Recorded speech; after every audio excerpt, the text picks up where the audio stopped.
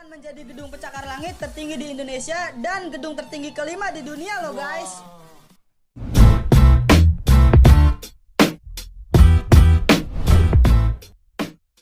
Contoh, Iya. ha? Siapa yang galap? Daddy. Saya. Sudah record kan? Sudah. Hello guys, welcome back with another new Reaction video. Hari ini kita buat reaction daripada kawan-kawan request daripada comment section ya.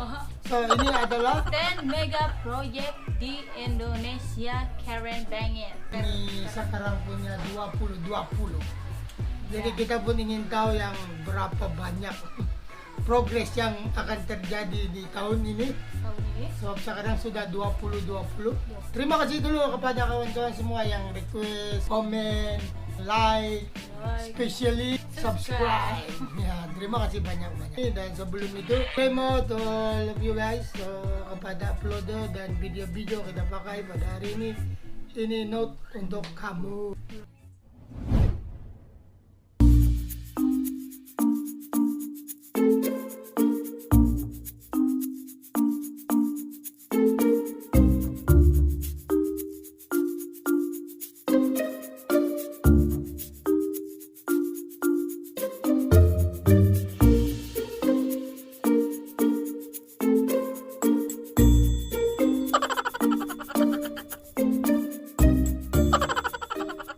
Terima kasih uploader daripada Yodis Official. ya, shout out to bro. Tower. Apa jadinya ya kalau Indonesia jadi salah satu pemilik gedung pencakar langit tertinggi di dunia? Bisa jadi Indonesia makin terkenal. Tidak hanya terkenal dengan bangunannya saja, keberhasilan masyarakat Indonesia juga akan terkenal dengan adanya mega proyek ini. Apabila mega proyek ini selesai di tahun 2020, sekitar puluhan ribu orang akan mendapatkan lapangan pekerjaan yang layak dan perekonomian negara makin meningkat. Desik kadang-kadang akan menjadi gedung pencakar langit tertinggi di Indonesia dan gedung tertinggi kelima di dunia loh guys. Kelima di dunia. Hebat. Pertamina Energy Tower tak mau kalah dengan Signature Tower. Perusahaan minyak dan gas Indonesia Pertamina juga akan membuat gedung pencakar langit pertamanya. Pertamina Energy Tower adalah sebuah menara langit setinggi 530 meter yang nantinya akan berguna sebagai kantor pusat Pertamina.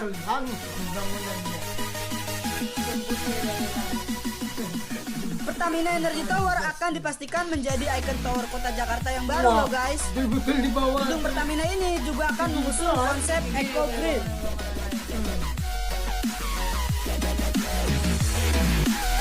Bagaimana mau cuci cermin? Shinkansen E7. Oh, Jeep pun Siapa yang tak ada kenal dengan begini. kereta peluru ini? Yang dikenal di Jepang dengan kereta Shinkansen. Pamor kereta ini memang cukup terkenal di seluruh dunia guys. Tak hanya negara maju seperti Jepang dan Tiongkok saja yang menggunakan kereta ini. Pada tahun 2020 nanti, Indonesia juga menjadi satu dari beberapa negara maju yang mengoperasikan mode transportasi Shinkansen ini. Tujuan Jakarta-Bandung atau sebaliknya bisa ditempuh dengan 36 menit saja loh guys. Untuk menjadi penumpang Shinkansen ini, kita dikenai biaya sebesar Rp200.000. Wih, murah tambang dia. Jembatan Selat Sunda. Bila dulu kita harus repot menyeberangi Pulau Jawa hingga sampai ke Pulau Sumatera, Panjang. di tahun 2025 pemerintah Indonesia sedang bekerja sama dengan 25. Asian Highway Network, Trans Asia Highway, dan Asian Railway dalam menggagas jembatan terpanjang yang menyambungkan Pulau Jawa dengan Pulau Sumatera.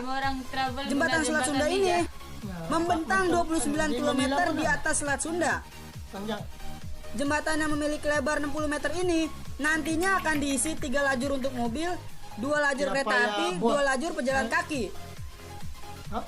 Untuk membangun jembatan Selat Sunda ini diperkirakan menyentuh angka sebesar 100 triliun rupiah loh guys. Dan dengan lama pembangunannya yang mencapai 10 tahun. Wih, lama juga. 10 tahun. Jembatan ini akan menjadi jembatan terpanjang di dunia. Wow, luar biasa banget ya guys. Oh, memang luar biasa. Kalau jadilah. Center Point of Indonesia. Bila di Jakarta Pusat, bisnis terbesar berada di wilayah Sudirman Central Business District saja yang seluas sekitar 50 hektar. Nanti di Makassar, kawasan bisnis yang akan dibangun seluas 1000 hektar lahan kota loh guys. Dan sebagian daratan buatan di Selat Makassar, sebuah kawasan terpadu yang akan direncanakan selesai pada tahun 2022. Di dalamnya, kita akan menemukan puluhan gedung pencakar langit yang berfungsi sebagai pusat bisnis di Makassar, disusul dengan pusat hiburan yang mencakup hospitalitas dan entertainment. Tak hanya itu, rencananya Istana Negara akan dibuat juga di sini dan dikelilingi gedung pusat pemerintahan lainnya.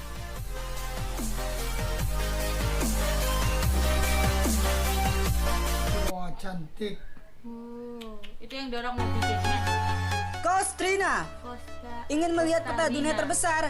Di sinilah tempatnya, Kostrina Integrated Arena. Wah, yang cantik Uniknya, dia tuh peta di yang laut, nanti kita kan? lihat bukanlah peta biasa yang kita lihat di secarik kertas karton, melainkan di sebuah pulau buatan yang mirip dengan Art Island The World Dubai.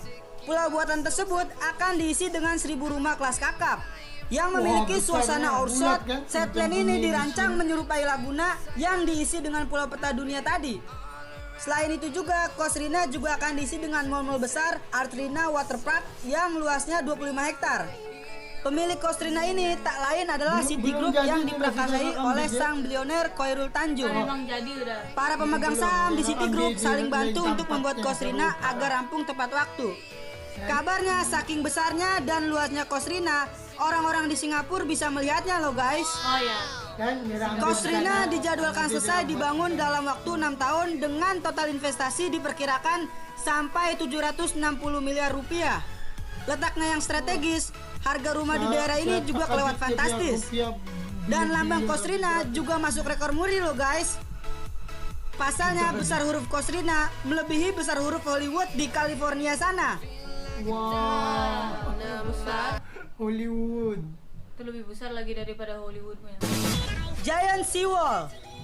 Akibat turunnya pesisir timur wilayah Jakarta dalam beberapa tahun ini, Bahaya, kan? pemerintah Kalau mulai ada putar tsunami. otak bagaimana caranya Jakarta agar tidak seperti Atlantis kedua. Akhirnya setelah melakukan penelitian juga studi lapangan, terbentuklah ide untuk membuat tanggul raksasa yang berguna mencegah permukaan tanah kota Jakarta amblas yang diramalkan banyak pihak. Tanggul itu bernama Giant Seawall. Proyek ini merupakan bagian dari program pembangunan terpadu pesisir ibu kota negara dan membutuhkan separuh anggaran APBD sebesar 500 triliun rupiah. Bisa dibayangkan besarnya tanggul Giant Ini Seawall lagi atau bisa jadi dikenal pulau dengan ya? tanggul Garuda. Besar.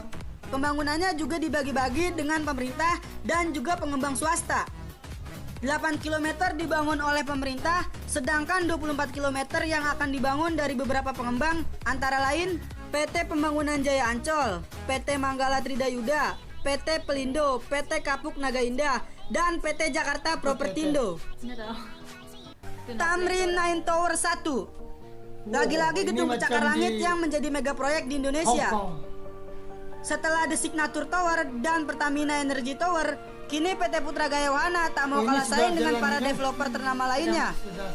Mereka membuat sebuah menara langit tertinggi setelah Semindo Tower dan menara BCA. Apa sebab Menara Tamrin sampai Nine Tower langit 1 ini terdiri atas 71 lantai dengan ketinggian mencapai 330 meter. Menara ini nantinya akan digunakan menjadi menara perkantoran, retail, entertainment, hotel mewah, dan apartemen loh guys. ada apartemen.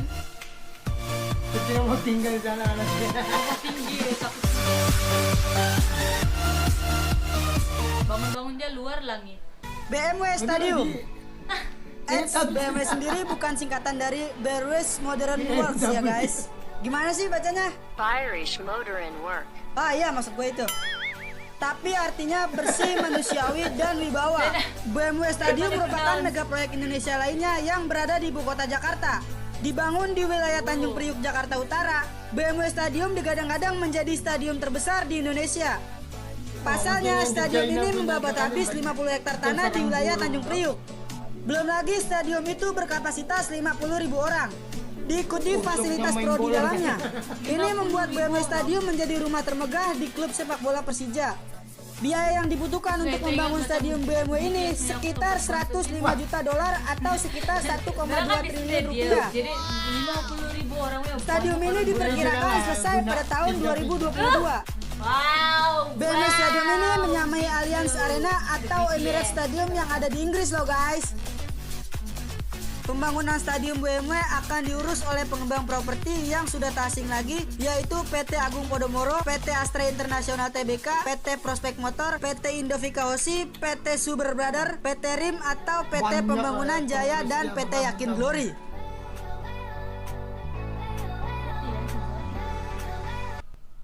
Kulon Progo Airport, bandara internasional lainnya akan hadir di Yogyakarta dalam waktu dekat ini.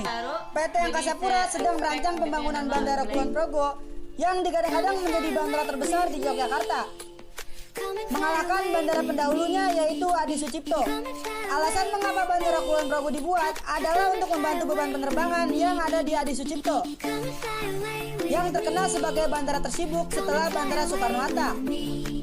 Bandara Kulon Progo mengusung konsep Airport City, di mana di kawasan bandara terdapat mall, hotel, publik area, dan fasilitas umum lainnya, dan bisa menampung sedikitnya 10 juta penumpang per tahun. Sedangkan apron akan dibangun seluas 3.071 120 meter persegi, yang dapat menampung 20 unit pesawat. Konstruksi Bandara Kulon Progo ini diperkirakan memakan waktu 3 tahun. Angkasa Pura I memperkirakan dari investasi yang dibutuhkan mencapai 7,5 triliun rupiah. Perlu diingat loh guys, dana tersebut sama sekali tidak diambil dari dana pemerintah, melainkan dari dana hasil patungan para investor, juga dari dana aksi korporasi. Last sekali airport. Last sekali dia airport. Airport tempat kita mau pergi, tapi sekarang nggak boleh sebab COVID-19. Oke. Yang kita komen saja memang cantik-cantik lah project-project itu jadi sebab jadi sambo pendapatan orang sumber gimana jadi profit orang lah kalau di mana boleh dapat tambahan pekerjaan semua orang sana berapa juta itu memang dapat kerja baru kalau project-project ini sudah siap. Nah, tapi kalau siap, wow, Indonesia azam. Banyak tempat pergi, boleh belajar, boleh tengok-tengok. Wah, ada boleh buat blog lagi baru. So, kaya sampai sini dulu namin yun. Dan jangan lupa lah. like, subscribe, comment, share. Dan terima kasih, jumpa lagi. Oh ya.